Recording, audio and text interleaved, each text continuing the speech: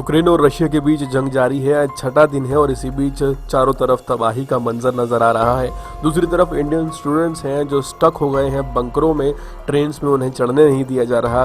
और अगर Indian embassy की बात की जाए तो इंडियन एम्बेसी कन्नी काटती हुई नजर आ रही है। हाल फिलहाल इस बीच C-17 को रवाना कर दिया गया है। वो जल्द ही स्टूडेंट्स को लाने का दावा भी किया जा रहा है। लेकिन इसी बीच एक दुखद खबर सामने आई नवीन शेखरप्पा की।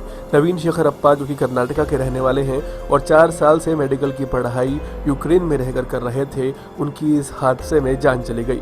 दरअसल ये दावा किया गया कि जब वो ग्रोसरी खरीद रहे थे तो रशियन ट्रूप्स ने उन्हें गोली मार दी।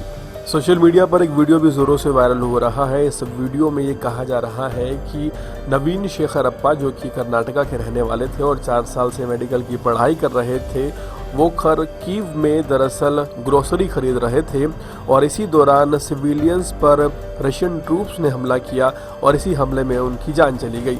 ऐसा कहा जा रहा है कि नवीन अपनी मौत के खुद जिम्मेदार हैं। लेकिन इसके पीछे की अगर सच्चाई आप जानना चाहें तो दरअसल ये जो वीडियो है इसमें जो शख्स नज़र आ रहा है वो नवीन शेखरप्पा नहीं है, वो दरअसल परवीन है जो कि उन्हीं के क्लासमेट हैं।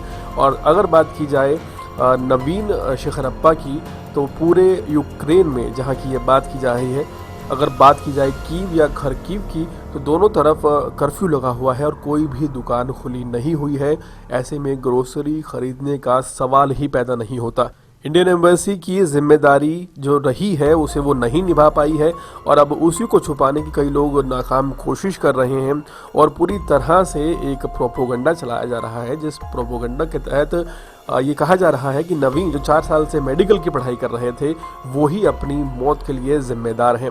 दरअसल जो यूक्रेनियन मीडिया रिपोर्ट सामने आई है उनमें ये बात साफ हो गई है कि तकरीबन 10:30 बजे यूक्रेन के टाइम के हिसाब से ग्रोसरी शॉप के बाहर एक लाइन लगी हुई थी। अब वो लाइन फूड की थी, कंबलों की थी या फिर वो लाइन बसेस की थी, ये क्लियर नहीं हो पा रहा है। ग्रोसरी शॉप के बाहर एक लाइन में जब वो लगे हुए थे तब रशियन ट्रूप्स ने लोगों पर गोलीबारी की और उसी गोलीबारी में उनकी जान चली गई। इसमें ये क्लियर नहीं हुआ है कि वो किसी भी तरह की खरीदारी कर रहे थे और खरीदारी का हाल फिलहाल कीव में या खरकीव में मतलब ही पैदा नहीं होता।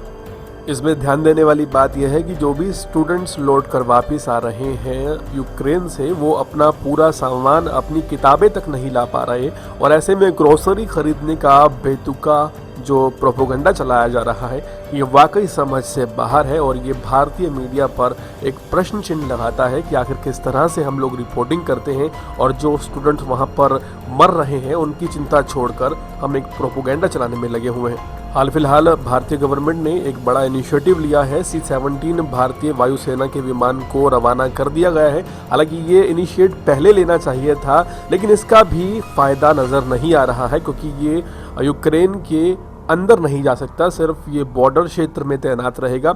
और बॉर्डर क्षेत्र की अगर बात की जाए तो हंगरी, पोलैंड, रोमानिया वहाँ तक पहुँचने के लिए -5 डिग्री सेल्सियस में बिना कुछ खाए बिना कुछ पिए अपनी जान पर खुद रिस्क लेकर स्टूडेंट्स पहुंच रहे हैं। और ऐसे में कितने स्टूडेंट्स हैं जो इस बात का रिस्क लेकर जैसे नवीन चले थे वैसे चलकर जा सकते हैं और इस बात की क्या गारंटी है कि उन्हें गोली नहीं मारी जाएगी। और अगर गोली मारी जाएगी तो भारतीय मीडिया ये नहीं बताएगा कि वो ग्रोसरी खरीद रहे थे। सैकड़ों वीडियो स्टूडेंट्स के यूक्रेन से सामने आ चुके हैं जिसमें वो बता रहे हैं कि किस तरह वो अब फंस चुके हैं। सिर्फ भारत सरकार को रूस से बात करनी चाहिए, यूक्रेन से बात करनी चाहिए, इस युद्ध को थोड़े दिन के लिए रुकवाना चाहिए जब तक एक स्टूडेंट, भारतीय स्टूडेंट भारत में वापस नहीं आ जाता। और ये चाहे तो भारत कर सकता है। दूसरे उपाय जो बताए जा रहे हैं वो खाना पूर्ति के लिए काफ़ी हैं। पूरे मुद्दे पर आपकी क्या राय है कमेंट सेक्शन में ज़रूर बताएं। देश और दुनिया की तमाम खबरों से जुड़े रहने के लिए हमारे चैनल को सब्सक्राइब करें ताकि आप तक पहुंचता रहे हमारा हर लेटेस्ट अपडेट।